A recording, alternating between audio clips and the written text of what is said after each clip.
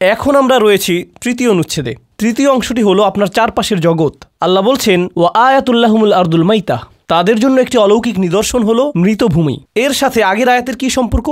আগের আয়াতে রয়েছে সকলকে আল্লাহর সামনে সমবেত করা হবে তাদের কৃতকর্ম উপস্থাপন করার জন্য। আর এটা মনে রাখার সবচেয়ে সহজ পন্থা হলো আল্লাহ তোমাদের মৃত দেহাবশেষে আবারও জীবন ফিরিয়ে দেবেন, যেমনটা হয় মৃত ভূমির ক্ষেত্রে। তিনি বলছেন, আহইয়াইনাহা, আমরা এটাকে পুনরায় জীবন দান করি। ওয়া আখরাজনা মিনহা হাব্বান, আমরা এটা থেকে বীজ বের করে আনি। ফামিনহু ইয়াকুলুন, যা থেকে তারা খাবার গ্রহণ করে। কি অবিশ্বাস্য বিষয় বলা হলো, তোমাদের সকলকেই বিচার দিবসে আমার সামনে হাজির করা হবে। আর প্রসঙ্গক্রমে এই বিষয়ে চিন্তা করার জন্য একটা নিদর্শন হলো মাটি, যা থেকে বীজ বের হয়, যেটা থেকে তোমরা খাবার গ্রহণ করো। অন্য কথায়, যখন আপনি সকালে রুটি খান, যখন আপনি ভাত খান, যখন আপনি পাউরুটি খান, যখন আপনি সালাদ খান, যখন আপনি কোনো ফল খান, আপনি আসলে বিচার দিবসের একটা স্মরণিকা খাচ্ছেন।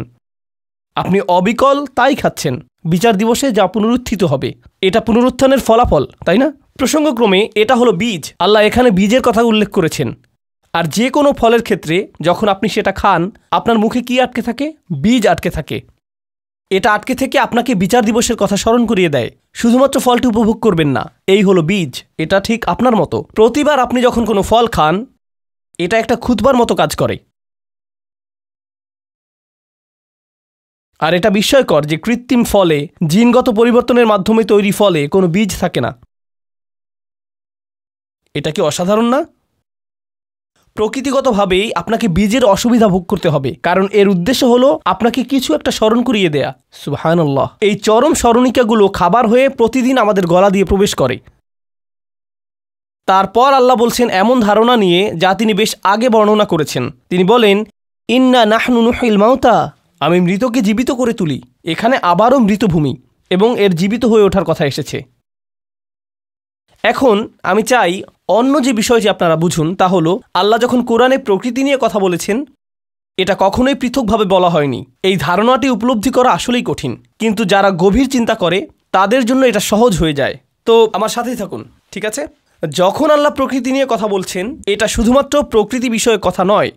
যখন আল্লাহ আকাশ নিয়ে কথা বলছেন, তিনি শুধু আকাশ নিয়েই কথা বলছেন না। যখন তিনি বৃষ্টি নিয়ে কথা বলছেন, তিনি শুধুমাত্র বৃষ্টি নিয়ে বলেননি। যখন তিনি ভূমি নিয়ে কথা বলছেন, তিনি শুধুমাত্র ভূমি নিয়ে বলেননি। এখানে তিনি বলছেন ভূমির জীবিত হয়ে ওঠা নিয়ে। কিন্তু মূলত এখানে মানবজাতির পুনরুজ্জীবন নিয়েও কথা বলা হয়েছে। তাই এখানে প্রকৃতিগত বাস্তবতা এবং আধ্যাত্মিক বাস্তবতার মধ্যে একটা সম্পর্ক তৈরি হচ্ছে। এটাই কুরআন করছে সব সময়। বিষয় দুটি একে অপরের সাথে অবিচ্ছেদ্যভাবে জড়িত। এখন এর সাথে সাথে এই সূরাটিতে আগে আল্লাহ বলছেন এমন মানুষ রয়েছে যারা হলো মৃত, আর তিনি তাদেরকে জীবিত করে তুলবেন। তাদের আধ্যাত্মিক হৃদয় মৃত ছিল, সেই একাকী মানুষটির মতো যিনি ইমানদার হয়ে উঠলেন। এই একাকী মানুষটি যিনি শহরের দূর প্রান্ত থেকে ছুটে এসেছিলেন, তিনি শুধু ব্যক্তিগত জীবনেই ইমানদার হিসেবে থাকলেন না, বরং অবদান রাখলেন এবং অন্যদের সহায়তা করলেন, তাই না? এখানে তিনি বলছেন আল্লাহ মৃতভূমিকে জীবনদান করেন, একইভাবে তিনি ইমানদারদের জীবনদান করবেন। তারপর তিনি বলছেন, আমি শুধুমাত্র ভূমিকেই জীবিত করে তুলি না, আমি এটা থেকে বীজ উৎপন্ন করি যা তোমরা খাও, যা থেকে তোমরা উপকৃত হও। ঠিক সেই ইমানদারের মতো যিনি জীবনে ফিরে এসে অন্যদেরকে উপকৃত করেছিলেন। এখানে ভূমি এবং ইমানদারের মধ্যে সামঞ্জস্য তৈরি করা হয়েছে। আর এই ধরনের সামঞ্জস্যতা কোরআনে অন্যত্র পাওয়া যায়, যেমন সূরা ফাতহে সাহাবীদেরকে তুলনা করা হয়েছে পরিপক্ক শস্যের সাথে। আসুন সামনে এগিয়ে যাই। ওয়াজআলনা ফিহা জান্নাতিন, এই অংশটি আমার প্রিয়। আমরা পৃথিবীতে উদ্যান সৃষ্টি করেছি, খেজুর গাছের উদ্যান। আর আমরা পৃথিবীতে আঙুরের উদ্যানও সৃষ্টি করেছি। ওয়াফাজ্জারনা ফিহা মিনাল উয়ুন, আর আমরা সকল ধরনের প্রস্রবণ সৃষ্টি করেছি যা মাটি ফুঁড়ে বেরিয়ে আসে। নদী বেরিয়ে আসে মাটি ফুঁড়ে, ঝর্ণা বেরিয়ে আসে মাটি ফুঁড়ে। শুধু এই ভিডিওটি মাথায় চালু করুন। খেজুরের বাগান, আঙুরের বাগান, ঝর্ণাধারা, এগুলো কি এমন বিষয় যা কোরআনে অন্য বিষয়বস্তুতে আলোচিত হয়েছে?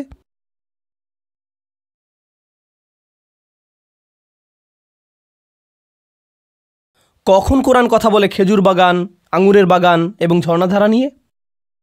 যখন এটা জান্নাতের বর্ণনা প্রদান করে, তাই না? এখন হুবহু একই ভাষা ব্যবহৃত হচ্ছে এই পৃথিবীকে বর্ণনা করার জন্য। কেন? কারণ এই পৃথিবীতে এই জান্নাতের নমুনা চিত্র দেওয়া হয়েছে। প্রকৃতপক্ষে জান্নাত হলো আধ্যাত্মিক সত্য, তাই না? জান্নাত হলো একটি আধ্যাত্মিক সত্য। কিন্তু খেজুর বাগান, আঙুর বাগান, ঝর্ণাধারা, এগুলো হলো বস্তুগত সত্য। আমি আপনাদের বলেছি যে যখনই আল্লাহ কোনো বস্তুগত সত্যের কথা বলেছেন তিনি এটাকে কোনো একটি আধ্যাত্মিক সত্যের সাথে সম্বন্ধযুক্ত করেছেন। আমি চাই আপনারা এই বন্ধনটি উপলব্ধি করুন। জান্নাত প্রেরণাদায়ক হতো না যদি আল্লাহ এটাকে এমন শব্দ দিয়ে বর্ণনা না করতেন যা দিয়ে পৃথিবীকে বর্ণনা করা হয়। আমি আবারও বলছি, জান্নাত অনুপ্রেরণার বিষয় হতো না যদি আল্লাহ পৃথিবীর ভাষায় এটাকে বর্ণনা না করতেন। যদি আল্লাহ না বলতেন ওয়াফাকিহাতিম মিম্মা ইয়াতাখায়্যারুন, সেখানে থাকবে ফল যা তারা বাছাই করতে পারবে। ও লু ও লাহমি তয়রিম মিম্মা ইয়াশতাহুন, পাখির মাংস যা তারা পছন্দ করবে। তারপর পাখির সেই ভুনা মাংসে কামড় বসিয়ে বলবে আরে হা হা হা, এটা অসাধারণ হয়েছে। ও লাহমি তয়রিম মিম্মা ইয়াশতাহুন, তারা চমৎকার আসনে হেলান দিয়ে থাকতে ভালোবাসবে। এখন আপনার যদি কোনো ধারণা না থাকে যে সুস্বাদু ফলের স্বাদ কেমন হয়, যদি আপনার কোনো ধারণা না থাকে যে সুমিষ্ট পানীয় কেমন হয়, যদি আপনার কোনো ধারণা না থাকে যে একটি খেজুর গাছ কেমন হয়, একটি ঝর্ণাধারা কেমন হয়, তাহলে জান্নাত সম্পর্কিত এই আয়াতগুলো সবই অপ্রাসঙ্গিক হয়ে যাবে। আপনার কাছে এগুলোর কোনো অর্থ থাকবে না। প্রকৃতপক্ষে আল্লাহ এই পৃথিবীতে যা দিয়েছেন সেগুলোর কারণে জান্নাতের বর্ণনাগুলো গুরুত্ব বহন করে। যদিও আপনি এই পৃথিবীতে যা কিছু দেখেছেন তার তুলনায় জান্নাতের সেই আধ্যাত্মিক সত্য অনেক বেশি ব্যাপক। মা লা আইনু রাত ওয়ালা উযনু সামিআত ওয়ালা খতর আলা কলবি বাশার, কোনো চোখ এটা আগে দেখেনি, কোনো কান এটা আগে শুনেনি, কোনো হৃদয় এটা কল্পনা করেনি, কিন্তু তবুও এটা একটা নমুনা চিত্র দেয়া হয়েছে, একটা নমুনা চিত্র দেয়া হয়েছে। তো আগের আয়াতে আল্লাহ ভূমিকে ব্যবহার করলেন ইমানদারদের একটি চিত্র প্রদানের জন্য, আর এই আয়াতে আল্লাহ বলছেন একজন ইমানদার কোথায় যাবে? জান্নাতে। আর তিনি খেজুর গাছ এবং এই সকল জিনিস ব্যবহার করেছেন জান্নাতের বিবরণ দেওয়ার জন্য। মূলত তিনি বলছেন, দেখো কেন তুমি জান্নাতে যেতে চাইছো না? আমি কি তোমাকে নমুনা চিত্র প্রদান করিনি? এটা কি তোমাকে এগিয়ে যেতে উৎসাহ দেয় না? তোমার সেখানে যাওয়া উচিত শুধুমাত্র পৃথিবীতে যা দেখছো তার জন্য। পৃথিবীর সুন্দরতম স্থানসমূহ যেমন ঝর্ণাধারা দেখতে তোমার যাওয়া উচিত এবং বলা উচিত যে আল্লাহ যদি দুনিয়াতে এটা করেন, ওয়াও, তাহলে জান্নাতে তিনি কি করবেন? আপনি চমৎকার কোনো পর্বতের সামনে যান, আপনি খেজুর গাছের কাছে বসে বিশ্রাম নেন। খেজুর গাছগুলো এতটাই চমৎকার, শুধু এর পাশে বসে আপনি গা এলিয়ে দেন। মাদকের কারণে ক্যালিফোর্নিয়া আইসি স্থান না, বরং এটা খেজুর গাছের কারণে। খেজুর গাছের কোনো একটা প্রভাব রয়েছে। হিউস্টনের আবহাওয়া আমার পছন্দ নয়, ঠিক যেমন করাচির আবহাওয়া আমার পছন্দ নয়, কিন্তু আপনাদের এই এলাকা আমার ভালো লাগে। হাইওয়েতে বড় টায়ারের দোকানের পাশে সবসময় একটা খেজুর গাছ দেখা যায়। খেজুর গাছ আমাকে আনন্দিত করে, বিশেষত যদি আপনি ডালাস থেকে আসেন যেখানে শুধু ঝোপঝাড় দেখা যায়। খেজুর গাছ শুধু দেখলেই আপনার মন ভালো হয়ে যায়। এটা স্বর্গীয় এক ধরনের সৌন্দর্য প্রকাশ করে। ওয়াফাজ্জারনা ফিহা মিনাল উয়ুন লিয়াকুলু মিন সামারিহি, তো আমরা এই সব কিছু করেছি যাতে তারা এর ফল থেকে খাবার গ্রহণ করে, এইটুকুই। তোমরা কি মনে করো যে আমি এই সব কিছু তৈরি করেছি যাতে তোমরা খাও দাও মজা করো? এমনটাই করতে চাও যাতে তারা এর ফল থেকে খাবার গ্রহণ করতে পারে? ওমা আমিলাতহু আইদিহিম, তাদের এই হাত এই ফলগুলো সৃষ্টি করেনি। আর প্রসঙ্গক্রমে আমিলাতহু ফাহুনাকা নিকাশ ইনদাল মুফাসসিরিন মা হুয়া দমির ইলা মা ইয়াউদ, এখানে হু সর্বনামটি কিসের ইঙ্গিত দিচ্ছে? বিষয়টা বাংলাতে আপনাদের জন্য সহজ করে দিচ্ছি। তাফসীরকারগণের মতে হু সর্বনামটি প্রবাহিত পানির ঝর্ণাধারার প্রতি ইঙ্গিত করেছে, যাতে তারা এই পানির কারণে সৃষ্ট ফল আহার হিসেবে গ্রহণ করে। আর তারা এই পানি তাদের নিজেদের হাত দিয়ে সৃষ্টি করেনি। মানুষ যা করে সেগুলোর মধ্যে রয়েছে তারা নিজেদের হাতে বীজ বপন করতে পারে, তারা নিজেদের হাতে মাটি খনন করতে পারে, কিন্তু মাটির নিচ থেকে যে পানি আসে তা তারা সৃষ্টি করতে পারে না। এটা তাৎপর্যপূর্ণ কারণ একটি বস্তুগত সত্য সবসময় সম্বন্ধযুক্ত একটি আধ্যাত্মিক সত্যের সাথে। আর কোরআনে পানিকে তুলনা করা হয়েছে স্বয়ং কোরআনের সাথে, তুলনা করা হয়েছে স্বয়ং কোরআনেরই সাথে। কোরআন আসে আকাশ থেকে, আর কোন জিনিসটি আকাশ থেকে আসে? পানি আসে আকাশ থেকে। মৃত হৃদয়ের মাঝে কোরআন প্রাণের সঞ্চার করে, মৃত ভূমিতে পানি প্রাণ ফিরিয়ে আনে। তো পানিকে সবসময় কোরআনের সাথে তুলনা করা হয়েছে। আর পানি হলো সম্পূর্ণ বিশুদ্ধ, এটা পরিশুদ্ধ করে। এর নিজেকে শুদ্ধ করার প্রয়োজন নেই, বরং এটা অন্য সকল কিছুকে পরিশুদ্ধ করে। এভাবেই এই পৃথিবীতে বিশুদ্ধতা অর্জিত হয়। আল্লাহর কিতাব নিজেই বিশুদ্ধ, আর এটা মানুষকে পরিশুদ্ধ করে। ইউজাক্কিহিম, এটা তাদেরকে পরিশুদ্ধ করে। তো পানিকে সর্বদা তুলনা করা হয়েছে কোরআনের সাথে। আর তিনি এখানে বলছেন যাতে তারা এর ফল থেকে খাবার গ্রহণ করতে পারে, যা এসেছে পানির কল্যাণে। কিন্তু তারা নিজের হাতে পানি সৃষ্টি করেনি। ঠিক যেভাবে সূরার শুরুতে বলা হয়েছে যে কোরআন কোনো মানুষের সৃষ্টি নয়। দেখেছেন জিনিসগুলো কিভাবে পরস্পর সম্বন্ধযুক্ত? এটা অত্যন্ত বিস্ময়কর জিনিস ভাই, এটা বিস্ময়কর জিনিস। আমি যখন এটা অধ্যয়ন করি এতটাই আনন্দিত হয়ে যাই। কেন আমি এটা আগে জানলাম না? এটা এত অসাধারণ। ওমা আমিলাত হুয়াইদিহিম, আর তারপর তিনি বলছেন আফালা ইয়াশকুরুন, তারপর তারা কি কৃতজ্ঞ নয়? এখন আপনি যখন এই আয়াতের শেষে পৌঁছান, তারা কি কৃতজ্ঞ নয়? তখন আপনি উপলব্ধি করেন যে আল্লাহ আমাকে শুধু ফলমূলের জন্য কৃতজ্ঞ হতে বলছেন না, তিনি আমাকে বস্তুগত সত্যের জন্য কৃতজ্ঞ হতে বলছেন। কিন্তু তিনি আরও কিসের জন্য কৃতজ্ঞ হতে বলছেন? আধ্যাত্মিক সত্যের জন্য, যার সাথে এটা সম্বন্ধযুক্ত, আল্লাহর কিতাব। আপনারা জানেন এই আয়াতটিতে শাহরু রমাদান আল্লাযী উনজিলা ফীহিল কুরআন, এই আয়াতের শেষে রয়েছে লাআল্লাকুম তাশকুরুন, যাতে তোমরা কৃতজ্ঞ হতে পারো। কৃতজ্ঞ কিসের জন্য? কোরআনের জন্য। কারণ রমজান মাস কোরআনের মাস। রমজানের সম্পূর্ণ এই অনুশীলনের উদ্দেশ্য হল যাতে আপনি কোরআনকে যথাযথভাবে মূল্যায়ন করতে পারেন। এটা আসলে পাকোড়া এবং সমুচার জন্য না। রমজানের উদ্দেশ্য হলো আসলে কোরআনকে উদযাপন করা, কেবলমাত্র এটাই, যাতে আপনার যা রয়েছে তার জন্য আপনি কৃতজ্ঞ হতে পারেন। এখন পানির ভূমিকা যেরকম, ওহির ভূমিকাও সেই রকম। পানি জীবন নিয়ে আসে, ওহিও জীবন নিয়ে আসে। পানিকে যেহেতু আল্লাহর বাণীর সাথে তুলনা করা হয়েছে, পানি মাটিতে পুনরুজ্জীবন ঘটায়, আর আল্লাহর বাণী একদিন মাটিতে পুনরুত্থান ঘটাবে। কুন ফায়াকুন। সুবহানাল্লাহ। এখন আমরা আল্লাহর সত্তার উৎকর্ষ নিয়ে আলোচনা করব। আল্লাহর সাথে অন্য কারো তুলনা হয় না। আর আল্লাহ জীবকে পানির মতো করে সৃষ্টি করেছেন, তার সাথে কোনো কিছুর তুলনা করতে পারবেন না। তিনি বলছেন সুবহানাল্লাযী খলাকাল আজওয়াজা কুল্লাহা। অশুদ্ধভাবে অনুদিত আয়াতগুলোর এটি একটি। প্রথমে আমি ভালোভাবে অনুবাদ করব, এরপর পিণ্ডি ধাঁচের অনুবাদ করব। কি উৎকর্ষময় সেই সত্তা যিনি সৃষ্টি করেছেন জোড়াসমূহ, সকল ধরনের জোড়া। এবার পিণ্ডি অনুবাদ। তিনি সব কিছুকে জোড়ায় জোড়ায় সৃষ্টি করেছেন। এটা রাওয়ালপিন্ডি ধাঁচের অনুবাদ। দুঃখিত রাওয়ালপিন্ডি, আমার নানিও রাওয়ালপিন্ডির মানুষ। ওকে, রিল্যাক্স। ওকে, রাওয়ালপিন্ডি নিয়ে কথা বলেছে, থাকবোই না এখানে, চলে যাচ্ছি। ওকে, রিল্যাক্স, শান্ত হন aunty. It's okay, it's okay. তো তিনি সকল ধরনের জোড়া সৃষ্টি করেছেন। এটা না যে প্রত্যেকটা জিনিসের জোড়া, বরং সকল জিনিস থেকে জোড়া। মিম্মা তুম্বিতুল আরদ, তা থেকে যা মাটি ভেদ করে জন্মায়। অমিন আনফুসিহিম, আর এমনকি তাদের মধ্য থেকেও। অমিম্মা লা ইয়ালামুন, আর এমন জিনিস থেকে যা তারা জানেও না। আল্লাহ সৃষ্টি করেছেন সকল ধরনের জোড়া। এখন কেউ আমাকে ইমেল করলো, নোমান ভাই, কোরআন বলেছে যে সব কিছুকে জোড়ায় জোড়ায় সৃষ্টি করা হয়েছে, তাহলে অ্যামিবার বিষয়ে কি বলবেন? ভাইরাসের বিষয়ে কি বলবেন? এককোষী জীবদের বিষয়ে কি বলবেন? আরে ভাই, তখন অনেক শব্দ আমার মাথায় চলে আসে, যা আমার চাচাকে পাঞ্জাবি ভাষায় বলতে শুনেছি। আমি পাঞ্জাবি ভাষা বুঝি না, তবে কিছু শব্দ যেমন লুকা পাঠা, এগুলো আমার মাথায় চলে আসে যখন এই ধরনের ইমেইল আমি পড়ি। আমি রাগান্বিত হতে চাই না, কারণ আমার রাগান্বিত হওয়া উচিত না, কিন্তু কিছু প্রশ্ন এত অদ্ভুত। কোরআন খণ্ডন করা হয়েছে অ্যামিবার দ্বারা। এই বিষয়ে একটা লেখা আবার ইমেইলে অ্যাটাচ করে দেওয়া হয়েছে, যদি বিষয়টা আমার জানা না থাকে সেজন্য।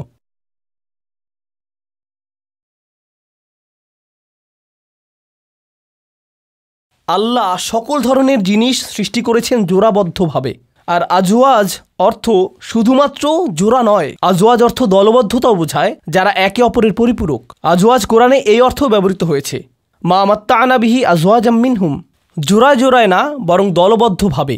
কুনতুম আজওয়াজান সালাসা, তোমরা 3টি দলে বিভক্ত হবে যারা একে অপরের পরিপূরক। এটা জোড়া না, আল্লাহ জিনিসগুলোকে পরিপূরকভাবে সৃষ্টি করেছেন। এটাই তিনি বলেছেন, আল্লাহ জিনিসগুলোকে একে অপরের পরিপূরক করে বানিয়েছেন।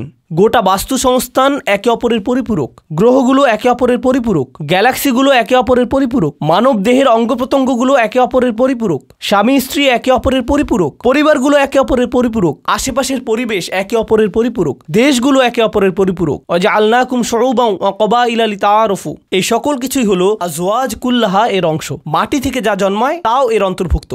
আপনারা জানেন কখনো কখনো এটা শুধু 2 ধরনের আপেল বা 2 ধরনের কমলা, এমনটা না। হয়তো এটাও সত্য হতে পারে, কিন্তু এরকম পরিবেশও থাকে যেখানে নির্দিষ্ট ধরনের উদ্ভিদ জন্মায়, আর অন্য কিছু উদ্ভিদ থাকে তারা নিজে থেকে জন্মাতে পারে না। তাদেরকে ছায়া দেওয়ার জন্য অথবা আর্দ্রতা দেওয়ার জন্য অথবা অন্য কিছু দেওয়ার জন্য তাদের অন্য উদ্ভিদের প্রয়োজন হয়। কিছু পাখি শুধুমাত্র নির্দিষ্ট কিছু গাছের ভেতরেই বসবাস করতে পারে, তারা সেই গাছের সাথে জোড়াবদ্ধ। এটাই আল্লাহ করেছেন, জিনিসগুলোর একে অপরকে প্রয়োজন।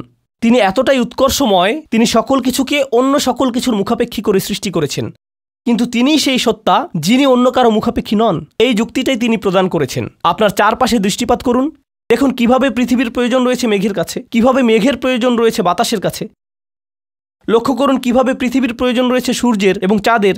সুবহানাল্লাহ।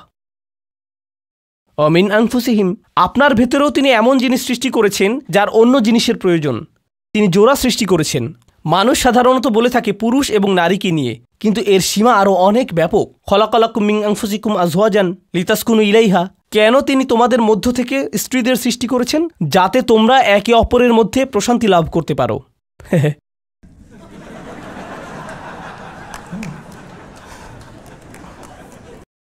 ব্যাখ্যা হিসেবে এটুকুই যথেষ্ট। আসুন সামনে যাই।